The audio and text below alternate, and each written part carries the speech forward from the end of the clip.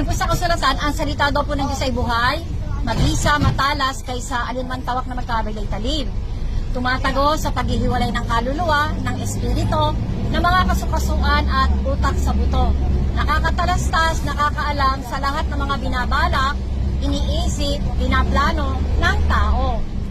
Hayag lantad sa kanyang paningin at wala daw po talagang maitatago sa salita ng Diyos.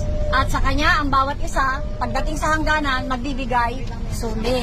Napakadakila po ng pag-ibig ng Diyos. Una, binigay niya ang kanyang bugtong na anak na si Kristo Jesus, na sino mang sumampalataya sa kanya ay magkakaroon ng tinatawag na buhay na walang hanggan.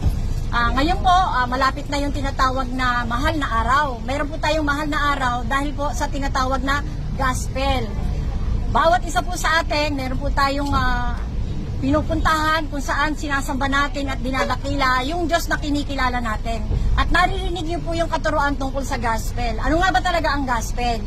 Ang gospel po, makikita po sa 1 Corinthians 15, 1-5, na si Kristo daw po ay namatay, si Kristo ay inilibing, si Kristo ay muling nabuhay, at si Kristo ay muling magbabalik. Yan po ang nakapaloob na napakahalagang kasaysayan sa salitang gospel o yung tinatawag po na ebanghelyo o yung tinatawag na mabuting balita. Yan po, napakahalaga na mabatid ng bawat isa dahil yan po ang ating kaligtasan. Kung walang gospel, ang tao talagang mahuhulog sa apoy ng impyerno. Ang hahatulan naman po ng Diyos, hindi naman po itong ating katawan.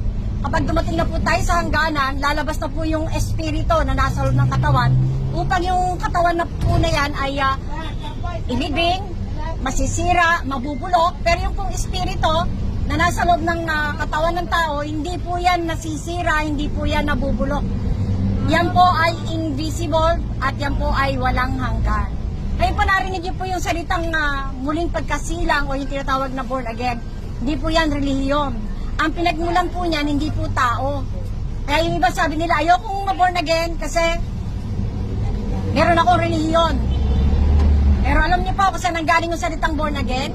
Ang nagpasimula po niya ng Panginoong Jesus. Sabi niya po sa John 3:5-8. Maliban na ikaw ay isilang na muli sa tubig at espiritu, malawak po yun, hindi mo makikita at hindi mo mapapasok ang kaharian sa langit. Ibig sabihin po, ang isang tao, pagka hindi po siya ma-born again, hindi siya mapaghaharian o magiging kaharian ng Diyos na buhay. Ang tanong po, bakit sinabi ng Panginoong Jesus na kailangan ang tao maisilang muli o ma-born again?